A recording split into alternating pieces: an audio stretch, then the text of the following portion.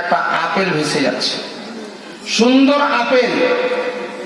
এই আপেলটা দেখে আল্লাহওয়ালার ইচ্ছা হলো যে আমি তো ক্ষুধাতুর অবস্থায় আছি, আমার ক্ষুধার কারণে পেটটা যেন ছটপট করছে, যদি আপেলটা খেয়ে নিই তো কি অসুবিধা আছে। এই আল্লাহওয়ালা লোকটা আপেলটাকে নিয়ে বিসমিল্লাহ বলে খেতে শুরু করেছে।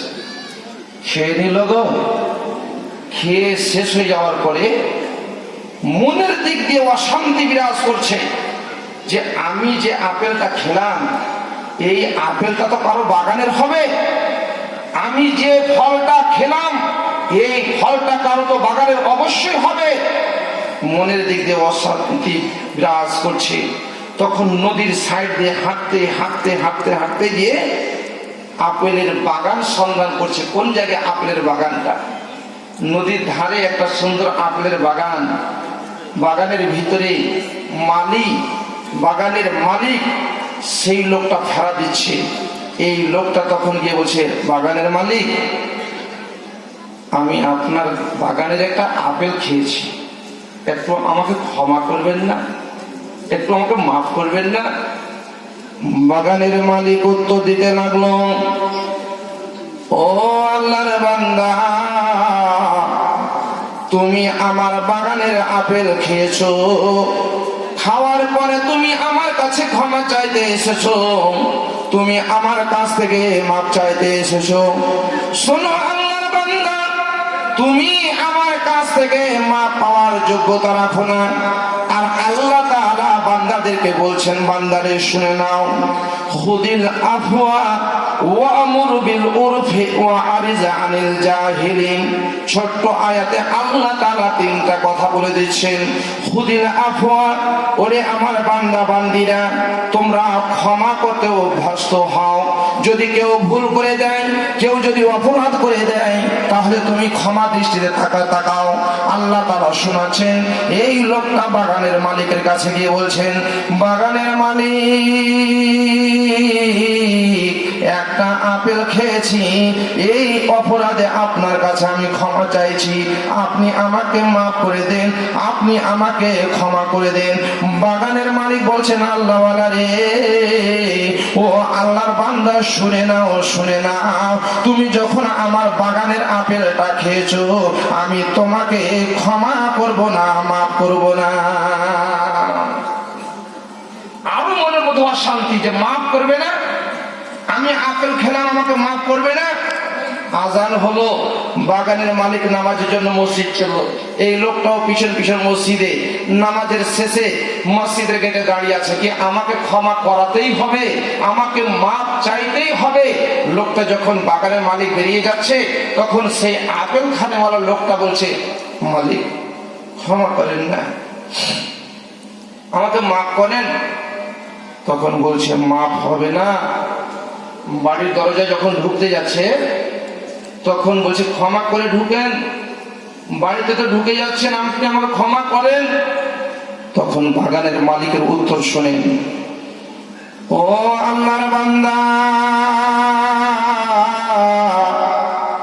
তোমাকে যদি আমি ক্ষমা করি, তবে একটা আমার শর্ত পালন করতে হবে। একটা যদি আমার শর্ত পূরণ করে দাও, তবে আমি তোমাকে ক্ষমা করে দেব, তোমাকে আমি মাফ করে দেব। বাগানের মালিক, আপনার শর্তটি কি একবার বলে দেন। বলছে, আমার শর্ত হলো, এই যে নারীগুলো আছে, এই নারীদের মতো একজন আমার বেটি একটা ঘরে আছে, যে বেটিটা শোনো কেমন, এমন আমার বেটিটা আছে, যে বেটিটা হলো দুই পায়ের প্রতিবন্ধী বেটি, খোড়া বেটি, হাঁটতে পারে না, সে কোন রকম চলতে পারে না, এই রকম বেটি একটা আমার বাড়িতে আছে। এই বেটিটাকে যদি তুমি বিবাহ করো, ও আল্লাহর বান্দারে, আমার যে বেটিটা আছে, দুই চোখের অন্ধ আছে, দৃষ্টিহীন বেটি, দেখতে পায় না, তার দৃষ্টি নেই, এই বেটিটাকে যদি তুমি বিবাহ করো, ও আল্লাহর বান্দা, তুমি শুনে নাও, শুনে নাও, শুনে নাও, আমার আমার যে বেটিটা আছে কথা বলতে পারে না, বোবা, কথা বলার ক্ষমতা নেই, তার বাক থাকার ক্ষমতা নেই, ও আল্লাহর বান্দা, তুমি যদি আমার এই বেটিটাকে বিবাহ করে নাও, বেটিটা হলো দুই পায়ের খোঁড়া, বেটিটা হলো দুই চোখের অন্ধ, বেটিটা হলো কথা বলতে পারে না, বোবা, এই বেটিটাকে যদি তুমি বিবাহ করে নাও তাহলে আমি তোমাকে ক্ষমা করে দেব, মাফ করে দেব। এই আল্লাহওয়ালা দেখছে যে আমাকে ক্ষমা করাতে হবে, ন্যাংরা হোক না কেন, কানা হোক না কেন, বোবা হোক না কেন, যেই হবে হবে, আমাকে তার কাছে ক্ষমা করাতে হবে।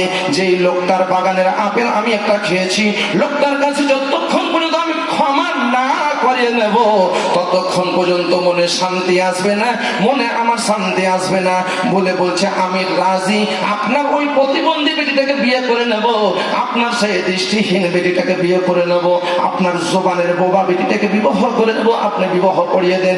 তিনটা আয়াত পড়িয়ে দিয়ে হিজাব কবুল করিয়ে দিয়ে যখন বিবিটা আর ঘরে যাচ্ছে, পুরুষটা, ও উম্মত, নবীর উম্মত শুনে নেন, আল্লাহ নবী কি বলছেন, উম্মত রে শোন, যখন তুমি বিবাহ করে নিয়ে আসবে, তোমার বউটাকে বাড়িতে বিবাহ করে নিয়ে আসবে, ওই নতুন বউর কাছে গিয়ে কপালে হাত দিয়ে তুমি দোয়াটা বলবে, বলবে বিসমিল্লাহ আল্লাহুম্মা ইন্নী আসআলুকা খাইরাহা ওয়া খাইরা মা জাবালতাহা আলাইহি ওয়া আউযু বিকা মিন শাররিহা ওয়া শাররি মা জাবালতাহা আলাইহি। এই আল্লাহওয়ালা লোকটা যখন বিবির কাছে গেছে, যেমনি বিবির কাছে ঢুকছে তেমনি বিবিটা যেন বলছে আসসালামু আলাইকুম স্বামী জান। স্বামী বাবা, শ্বশুর আব্বা বলেছিল বিটিটা কথা বলতে পারে না, মেয়েটা স্বামীকে দেখে এত আনন্দ হয়েছে, দুই পা দিয়ে আস্তে আস্তে করে হেঁটে স্বামীর দিকে অগ্রসর হচ্ছে। স্বামী বাবা, বিবিরে, তোমার আব্বা আমাকে বলেছিল যে আমার বেটিটা দুই পায়ের খোঁড়া, আমার বেটিটা কথা বলতে পারে না, কিন্তু আমি দেখছি তুমি সুন্দর করে আমার চেহারাটা দর্শন করছো। ও বিবি, তোমাকে আল্লাহ তাআলা দেখার ক্ষমতা দান করেছেন, আল্লাহ তাআলা তোমাকে দুই পায়ে হাঁটার ক্ষমতা দান করেছেন, যে আল্লাহ তাআলা তোমাকে জবানে কথা বলার শক্তি দিয়েছেন, তথাপি তোমার আব্বা জান কেন আমাকে এত বড় মিথ্যা কথা বললো যে আমার বিটিটা কথা বলতে পারে না, আমার বিটিটা দুই পা দিয়ে চলতে পারে না, আমার বিটিটা দেখতে পারে না। বলছে স্বামী গো, ও গো স্বামী জান, শুনে নেন, আমার আব্বা যেটা বলেছিলেন সেটা ভুল বলেননি, মিথ্যা বলেননি, আপনি একটু কান পেতে শুনে নেন। আমি এমন মহিলা, এই দুই পা খোঁড়া বলতে কি বুঝেছিল আমার আব্বা জান, আমি এমন একজন নারী, আমি এমন একজন মহিলা, এই নোংরা কাজের জন্য দুই পা দিয়ে হেঁটে কোনো অশ্লীল ওয়াসালির কাজের দিকে অগ্রসর হয়নি, কোনোদিন ফিল্ম দেখতে যাইনি, কোনোদিন নোংরা কাজের দিকে অগ্রসর হয়নি। এই জন্য আমার আব্বা বলেছিল যে আমার বেটিটা দুই পায়ের খোঁড়া আছে। স্বামী গো, স্বামী আমার, আমার আব্বা বলেছে দুই চোখের বন্ধ আছে, আমি এই দুই চোখ দিয়ে কোনোদিন অশালীন জিনিস দর্শন করিনি, ফিল্ম দেখিনি, পিকচার দেখিনি, আমি সিআইডি দেখিনি, আমি কোন রকম সেই সমস্ত সিরিয়াল গুলো দেখিনি। ও গো স্বামী জান, ও গো আমার প্রাণের স্বামী, এই জন্য আমার আব্বা বলেছিল যে আমার বেটিটা দুই চোখের অন্ধ। ও আমার স্বামী জান, আপনি শুনে নেন, শুনে নেন, আমি এই মুখ দিয়ে কাউকে কোনোদিন কষ্টদায়ক কথা বলিনি। কেন? আল্লাহ নবী বলেছেন উম্মতে তুমি দুটা জিনিসের যদি গ্যারান্টি নিতে পারো, জিম্মেদারি নিতে পারো, আমি নবী মুহাম্মদুর রাসূলুল্লাহ সাল্লাল্লাহু আলাইহি সাল্লাম তোমাদেরকে বলছি, আমি জান্নাতের জিম্মেদারি নিয়ে নিলাম।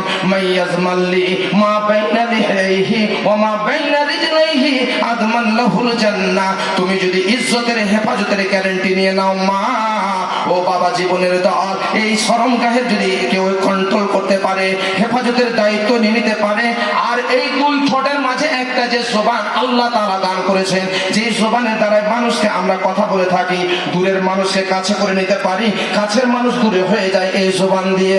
আল্লাহ তাআলার নবী বলছেন এই জবানের যদি কন্ট্রোল করে নাও, আমি নবী তোমাদের জন্য জান্নাতের জিম্মেদারি নিয়ে নিলাম। আজকে আমি এই দুটা জিনিস যদি হেফাজত করে নিতে পারি, এবার আগে চলেন আমি আপনাদেরকে নিয়ে যাই আমার বিষয়বস্তুর দিকে।